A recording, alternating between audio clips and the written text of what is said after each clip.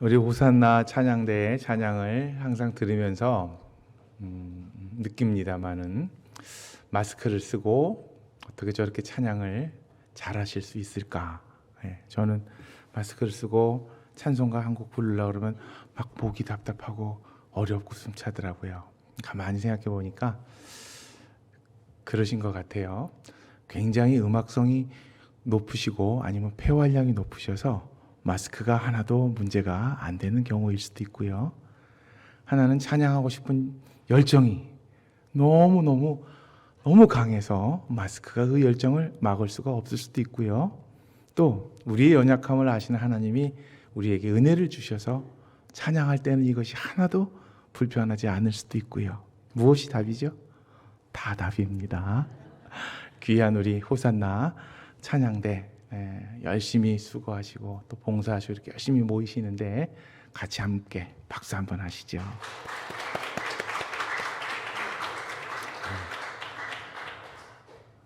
오늘 저는 말씀의 제목을 조금 이상하게 적었어요. 그렇죠? 최고로 대접할게요. 보통 사회에서 이야기 많이 하잖아요. 뭐 관계적 또 비즈니스적 일이 있을 때 이런 이야기를 하는데 신앙에서 어떤 의미가 있을까요?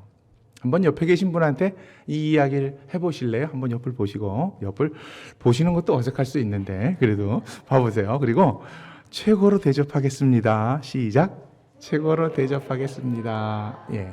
한번 반대쪽에도. 예. 최고로 대접하겠습니다. 최고로 예. 이게 사회의 비즈니스 이야기가 아니죠. 교회에서 무슨 이야기일까? 궁금하시면 제 설교를 끝까지 들으시면 되겠습니다. 명절이 되면 이 대접할 일이 많지요. 주고 받는 것이 인간관계의 핵심적인 일이고요. 또 인생의 행복의 비결이기도 합니다. 그래서 예수님께서는 우리가 무엇을 어떻게 왜 주고받아야 할지를 저희들에게 가르쳐 주십니다.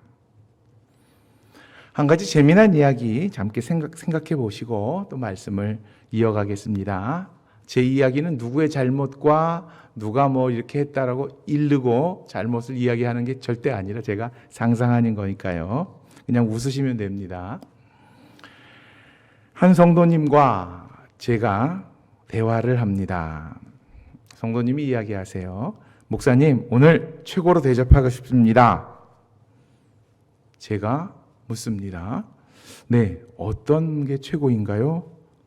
성도님이 말씀하십니다. 한우 드실래요? 일식 드실래요? 목사님 뚱뚱하니까 뷔페 가실래요? 예, 제가 웃습니다. 그리고 성도님께 질문합니다. 성도님, 저도 성도님께 최고로 대접하고 싶은데 무엇으로 대접해야 좋을까요? 성도님이 배시시 빙긋이 웃으면서 대답하십니다.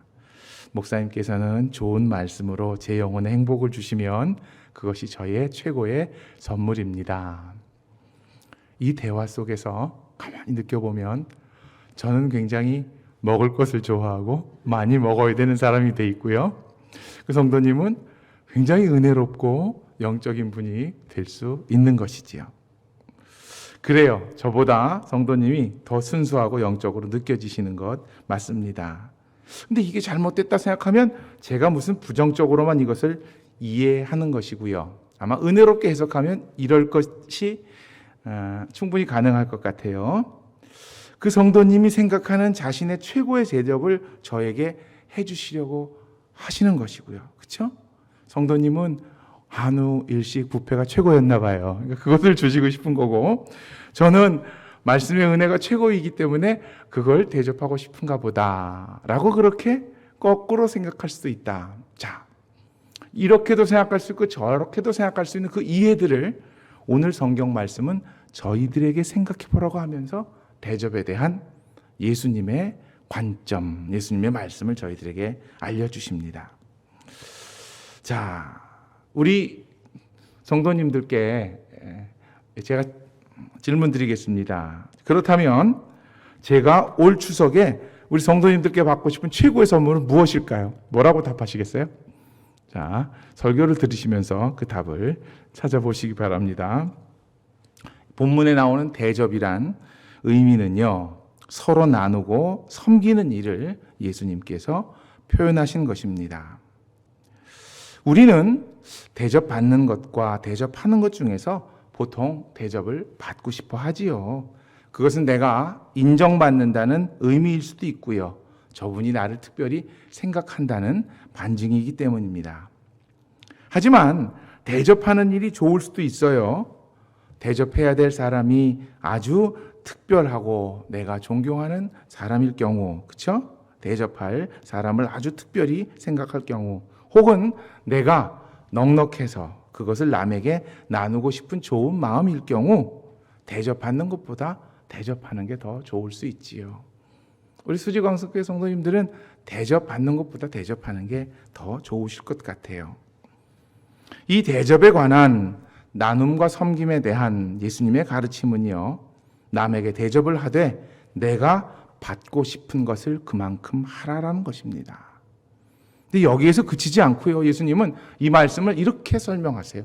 이것이 율법이요 선지자의 강령이다. 무슨 이야기예요?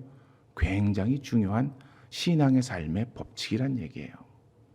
그냥 좋은 것 주고 받으라는 게 아니라 내가 받고 싶은 것을 그만큼 남에게 하는 것이 인간이 행복할 수 있는 첩경이라는 것이죠.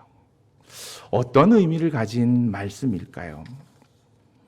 첫 번째로 무엇을 대접하고, 즉 무엇을 나누고 섬겨야 할 것인지를 우리는 생각해 봐야 됩니다. 남에게 대접을 할 때면 항상 생각하지요. 무엇을 해야 될까 고민이 되기도 합니다. 보통 우리는 그 사람이 받을 만한 것을 주려고 합니다. 어떤 거죠? 고마운 사람에게는 고마운 마음을, 용서해주고 싶은 사람에게는 용서를, 사랑해주고 싶은 사랑을, 반대로 욕먹을 사람이면 욕을 해주고 싶고요. 비난받을 사람에게는 비난을 해주고 싶죠. 그것이 우리가 상대방에게 주고 싶은 것인 그런 마음일 것입니다. 즉 우리는 상대방의 다른 것을 대접하려 합니다. 그런데 예수님은 반대로 말씀하세요. 내가 받고 싶은 것을 대접하라, 주라. 이는 인정받고 싶은 만큼 인정해주고, 사랑받고 싶은 만큼 사랑해주고, 존경받고 싶다면 존경하고, 배려를 받고 싶다면 내가 먼저 배려해야 된다는 예수님의 삶과 일치되는 말씀입니다. 자, 두 번째로, 그렇다면 왜 그렇게 우리는 내가 받고 싶은 것을 해야 할 것인가요? 아주 중요한 얘기입니다. 주님께서 말씀하신 올바른 대접, 즉 참된 나눔과 섬김의 힘은요, 나와 남의 관계, 우리 사이의 문제가 아니기 때문에 예수님이 이렇게 하라는 것입니다. 반복되는 이야기입니다만은 보통 대접을 하는 이유에는 사랑이 있거나 아니면 관심이 있거나 아니면 대접해야 되는 상황이 있거나 그 중에 있겠죠. 그러나 예수님이 말씀하시는 참된 이 대접, 나눔과 섬김은요, 나의 사랑과 관심과 상황을 넘어서는 무엇인가가 있기 때문에 이것이 필요하다는 것입니다.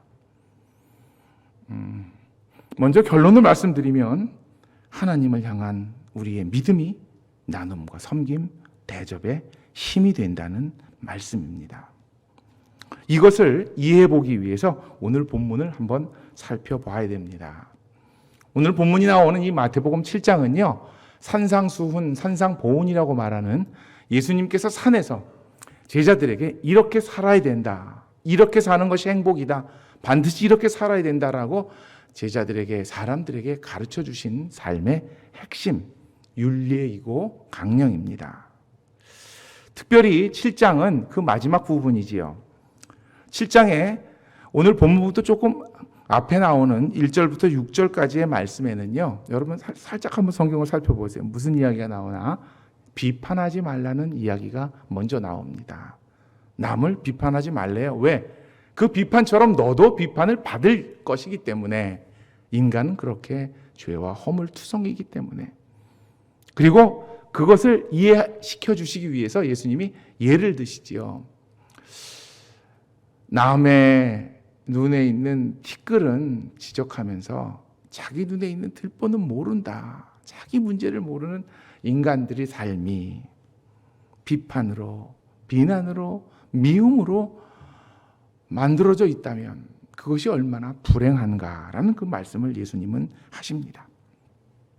자, 그리고 그 뒤에 이어지는 7절부터 11절까지 오늘 본문 그 12절 앞에까지 내용은 무엇이냐면 기도하라는 말씀입니다. 자, 비판하지 말라. 그리고 나서 우리가 잘 아는 말씀이잖아요. 구하라, 찾으라, 또 두드리라. 뭐 하라는 거예요? 기도하라는 거예요. 물론 그 단어적인 의미를 가지고 여러 가지 해석을 해서 설명하는 그 설교도 있습니다만은 사실은 기도하는 거예요. 기도인데 예수님이 그렇게 저희들 마음에 새기도록 구체적으로 구하라, 또 찾으라, 또 두드리라. 열릴 것이다, 찾을 것이다, 얻을 것이다. 예수님이 말씀을 하시는 거고 그만큼 기도가 중요한 것이고요. 인간 삶에서 인간이 행복하게 살기 위한 아주 필요한 삶의 도구라는 예수님의 말씀입니다. 우리가 이렇게 하나님께 기도할 수 있는 이유는 무엇일까요? 우리가 왜 기도해요? 하나님을 신뢰하기 때문이지요. 이렇게 기도하면 하나님이 들어주시기 때문에. 혹시 형식상 기도하십니까? 그냥 기도해야 된다고 하길래 하나님 생각하면서 기도하십니까? 아무 마음도 그렇지 않잖아요. 기도하면 하나님이 들어주신다. 나의 이야기를, 나의 마음을 잘 아시기 때문에 나에게 그것보다 더 귀한 것으로 채워주신다는 확신이 우리 신앙인들에게는 있습니다. 자, 그 마음을 아시는 예수님이 그 기도의 이야기의 말미에 무슨 이야기를 하실까요? 혹시 기억나세요? 이렇게 말씀하십니다. 하늘에 계신 아버지가 이 땅의 부모들도 자식이 떡을 달라고 그러는데 돌멩이를 먹으라고 그러고 장난감을 달라고 하는데 뱀을 줄 그럴 사람이 어디 있느냐. 하나님도 너희에게 필요한 것을 주실 것이다 라는 확신의 말씀을 기도의 말미에 해주세요. 자, 그러면 비판받지 않도록 하라. 비판하지 말라. 그리고 하나님께 간절히 기도해라 라는 말씀 그 뒤에 이어지는 내용이 무엇일까요? 자, 오늘 12절의 말씀 다 아시겠지만 오늘의 주제입니다. 다시 한번 읽겠습니다. 시작. 그러므로 무엇이든지 남에게 대접을 받고자 하는 대로 너희도 남을 대접하라. 이것이 율법이요 선지자니라. 예. 여러분 마음속에 무엇인가 스쳐 지나가지 않습니까? 대접을 하는 거는요. 자, 비판하고 갈등하고 하는 세상의 모습과 정반대되는 예수님의 행복의 방법이고요. 우리가 내가 받고 싶은 것, 내가 원하는 것을 남에게 줄 수 있는 이유는요. 줘야 되는 힘은요. 우리가 예수님을 믿기 때문이고 하나님을 신뢰하기 때문입니다. 하나님이 나에게 좋은 것을 주실 것이고 주셨고 당신에게도 주실 것이고 주시고 내가 생각하는 가장 좋은 것을 내가 갖기 위해서 욕심내고 싸우고 감추고 뺏지 않아도 우리는 충분히 행복하기 때문에 정말로 내가 받고 싶은 것, 내게 남는 것, 내가 이만큼만 하면 되겠지 관계적인 게 아니라 내가 받고 싶은 것을 나누어 주라. 그것이 행복의 길이다라고 예수님은 저희들에게 아주 중요한 삶의 방법을, 행복의 비법을 이야기해 주십니다. 그리고 혹시라도 그것을 그냥 허투루 듣고 한 귀로 듣고 한 귀로 흘릴까 봐 무엇이라고 말씀하시죠? 이것이 율법이요 선지자의 강령이다. 기억하라는 겁니다. 여러분 신앙인들은요 그래요.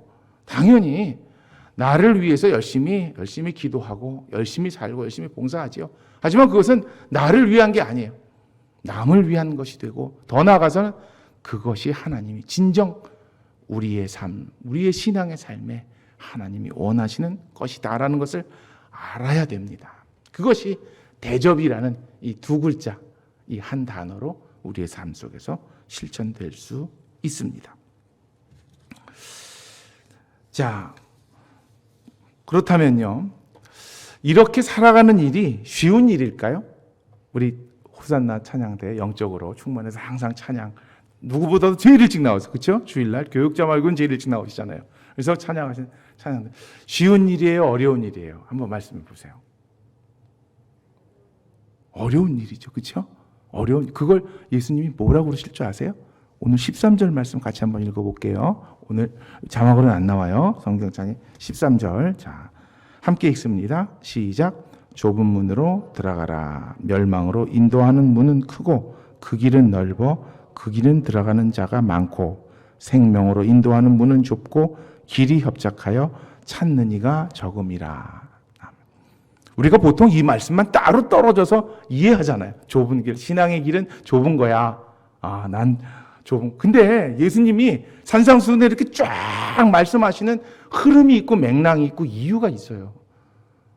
내가 욕심내지 않고 대접하고 나에게 중요한 것을 나누고 그것을 베풀기 위해서 기도하고 헌신하는 삶을 사는 것은요, 쉽지 않습니다. 어렵습니다. 그걸 아시기 때문에 예수님이 좁은 길로 가야 된다라고 말씀을 하시는 거지. 그것이 아니면 우리가 좁은 길이라는 게 막연하잖아요. 기도하는 게 쉽지 않다는 이야기인가요? 아니면 찬양하는 게 쉽지 않다는, 예배드리기, 그것도 다 이해가 되는데 그것보다 율법과 선지자의 강령, 내가 원하는 것을 나누고 베풀 수 있는 참된 대접의 의미를 실천하는 것은요, 정말 어렵다는 말씀을 예수님은 해주십니다. 하지만 우리는 할 수 있습니다. 그것이 생명의 길이고 그 힘을 하나님이 우리들에게 공급하시기 때문입니다. 자, 이제 여기까지 저희가 이해를 하면 한 가지 더 해결해야 될 중요한 숙제가 있습니다. 그러면 이렇게 질문할 수 있어요. 내가 받고 싶은 것을 주면 되는 건가요? 내가 돈이 필요하면 돈을 줘야 되는 거고 내가 쉼이 필요하면 쉼을 주는 건가요? 우리의 삶이 그렇게 단순한가요? 그렇게 물으실 수 있잖아요. 자, 그러면 어떻게 해야 됩니까? 우리의 삶의 수준을 높여야 됩니다. 돈과 먹을 것과 육신의 문제로부터 떠나서 영적인 차원으로 우리의 필요를 높일 이유가 신앙인들에게는 있습니다. 신앙인은 이렇게 생각하셔야 됩니다. 이해를 잘 해주셔야 하는데요. 나의 연약함을 보이는 것이 최고의 선물이다. 자, 한번 따라해 보시겠습니까? 나의 연약함을 보이는 것이 최고의 선물이다. 예, 조금 더 설명을 해드릴게요. 여러분 혹시 동물 키우시죠? 동물 키우는 많은데 동물들이 자기의 최고의 신뢰를 그 사람에게 표현할 때 어떻게 하죠? 배를 보이잖아요. 이렇게 뒤집잖아요. 그렇죠? 사실 동물에게 있어서 배를 보인다는 건 내 생명을 네가 알아서 해라라는 복종의 의미거든요. 약점을 보이는 것이 그렇게 쉽지가 않습니다. 그런데 저는 우리 수지광성교회 성도님들에게는 한 차원 더 높은 대접에, 한 차원 더 높은 나눔과 섬김에 그 이야기를 해드리고 싶어요. 그것을 요청드리고 싶어요. 그것은 바로 우리의 연약함을 보이고 나누는 것입니다. 이것은요, 동물이 배를 배우는, 배를 보이는 육체적인 이야기가 아니라 영적인 이야기입니다. 내가 나의 부족함을 보일 수 있다는 것, 나의 연약함을 이야기할 수 있다는 것은 아까도 말씀드렸듯이 우리가 하나님을 신뢰하기 때문입니다.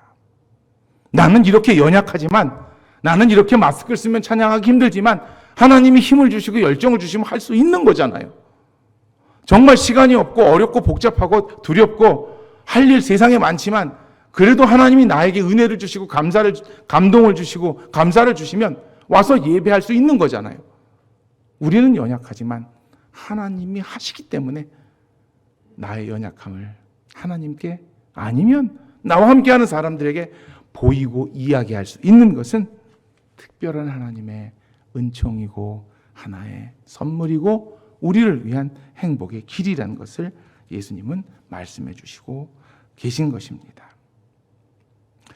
시편을 보면요, 우리가 잘 이런 모습을 이해할 수 있는데요, 특별히 자기의 연약함, 자기의 한계, 자기의 어려움을 시를 통해서 고백하는 내용들이 굉장히 많잖아요. 특별히 다윗이 그래요. 다윗이 인간적으로도 위대한 왕입니다. 사람입니다. 그렇죠? 그런데 신앙에서 참 위대한 이유는요, 하나님 앞에서 사람 앞에서 자신의 연약함을 다 보입니다. 내가 이렇게 죄를 졌고 내가 부족하고 내가 약하고 하나님 나에게 힘을 주소서, 여러분 나를 위해서 기도해 주소서, 이거를 시를 통해서 공유하는 거예요. 이거 쉽습니까? 안 쉽죠. 그래서 우리가 그 시를 읽으면서 은혜를 받고 하나님의 역사를 생각하고 하나님께 감사할 수 있잖아요. 엄청난 인간의 행복을 다윗이 저희들에게 베풀어 준 거예요. 한우보다 일식보다 부패보다 더 좋은 것을 저희들에게 다윗이 베풀어 준 거예요. 그런데 다윗과 같은 동시대 사람으로서 사울이라는 왕이 있잖아요. 여러분 잘 아시죠? 사울도 인간적으로 너무나도 멋있는 사람이에요. 키는 머리 하나가 더 컸고 싸우면 절대 지지 않았고 의협심도 있었고 신앙도 있었어요. 그런데 사울은요, 자신의 약점을 안 보입니다. 감춥니다. 자기가 최고로 서야 되고 자기가 그 모든 것을 누려야 되는 불안감 속에 살아갑니다. 우리 수지광성교회 성도님들의 삶의 모습은 어때야 돼요? 사울이어야 돼요? 다윗이어야 돼요? 다윗이어야죠. 우리와 하나님과의 관계에서 나의 연약함, 나의 어려움 당연히 보일 수 있지요. 그런데 한 가지 더 나아가 우리 성도님들도 서로 간에 참된 대접이라 그러면 연약함과 은혜를 나눌 수 있어야 된다는 겁니다. 좋은 것만이 아니라 이런 거예요. 목사님, 저 이렇게 힘들어요. 절 위해 기도해 주세요. 진짜 저에게 주시는 최고의 선물입니다. 목사님, 우리 이렇게 약해요. 목사님, 같이 기도해요. 교회를 위해 기도하고 나라를 위해 기도하고 같이 기도해요. 진짜 최고의 선물입니다. 여러분, 올 추석에 저에게 또 우리 목회자들에게 또 우리 성도들에게 이 최고의 선물을 나누시기 바랍니다.